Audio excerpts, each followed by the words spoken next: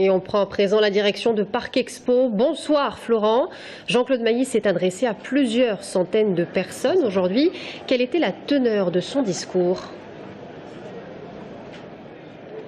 Écoutez Sabrina, le secrétaire général de Force ouvrière a débuté son discours en parlant des tristes événements de ce début d'année. Ces tristes événements, ce sont les attentats et ces 4 millions de Français qui sont descendus dans la rue pour défendre les valeurs républicaines. Il a parlé laïcité, la laïcité qu'il faut défendre car elle est la garante de notre liberté.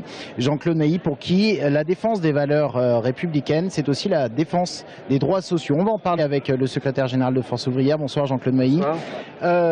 On a l'impression que ces 4 millions de Français qui sont descendus dans la rue, ça vous a redonné du baume au cœur, que ça pourrait relancer, selon vous, la mobilisation sociale, le combat syndical?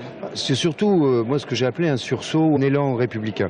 Et ça a toujours été le cas dans les grands moments. Le peuple français s'est rappelé son attachement aux valeurs républicaines. Alors maintenant, il ne faut pas gâcher ce rappel. Quand il ne faut pas gâcher ce rappel, c'est les valeurs de la République, c'est pas simplement sur les questions de sécurité et de justice, même si c'est important. Ce que nous disons, c'est aussi sur les questions économiques et sociales. Je vais prendre un exemple. Dans un département qui est rural, quand les services publics ferment, c'est une forme d'abandon républicain. Or, la valeur d'égalité, c'est une valeur d'égalité de droit, donc il faut assurer un minimum de services publics sur l'ensemble du territoire. Vous avez du mal, par contre, à faire descendre 4 millions de Français. Oui, non, attendez, on a déjà fait ça plusieurs fois ces dernières années, hein, mais les périodes de crise sont toujours des périodes où les gens se mobilisent. C'est pas la même chose. On va se mobiliser ou on va faire une journée de grève en plein air, etc. On est dans un autre type de situation. C'est pas l'émotion, c'est quelque chose que l'on doit construire. Mais en même temps, je pense que c'est quelque chose qui est nécessaire si l'on veut être entendu effectivement du gouvernement, c'est vrai en France comme dans les autres pays aujourd'hui.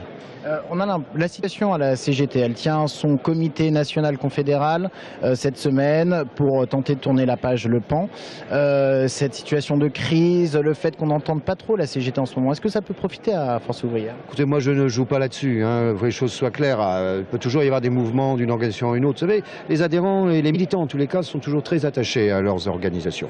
Donc nous on continue, et notre congrès fait l'occasion de rappeler notre positionnement, notre attachement aux valeurs républicaines, comme vous l'indiquez, notre attachement à notre conception de la liberté et de l'indépendance. Après, j'espère pour la CGT que ces problèmes internes vont s'estomper. Merci beaucoup Jean-Claude Mailly d'être intervenu sur l'antenne de TV Tour Val-de-Loire. Juste pour vous dire que le congrès de Force ouvrière se tient jusqu'à vendredi ici au Parc Expo de Tours.